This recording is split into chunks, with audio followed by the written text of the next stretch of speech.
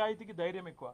తప్పకుండా నేను ముమ్మాటికి ఒక తెలంగాణ బిడ్డగా, రేషం గల్ల బిడ్డగా, ఏ తప్పు చేయని అనా పైసా అవినీతి చేయని బిడ్డగా చెప్తా ఉన్నా. ఏ విచారణ అనేది ఎదుర్కోవడానికి నేను సిద్ధం. ఇందులో శశబిషలు లేవు. ఈరోజు కొంతమంది ఏదైతే శునకానందం పొందుతున్నారు, ఏదో జరిగిపోయింది వాళ్ళకు కూడా నేను చెప్తా ఉన్నా, ఇది కేవలం ఆరంభం మాత్రమే.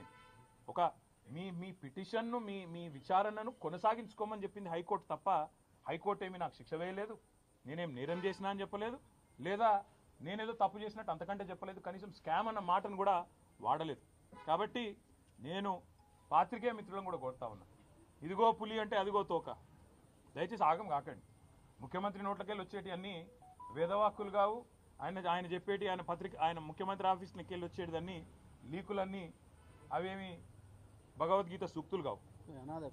చాలా లీకులు ఇస్తూ ఉన్నారు. ధైర్యంగా డైరెక్ట్గా చెప్పే ధైర్యం లేదు. నేను ఇంకొక మాట అడుగుతున్నా.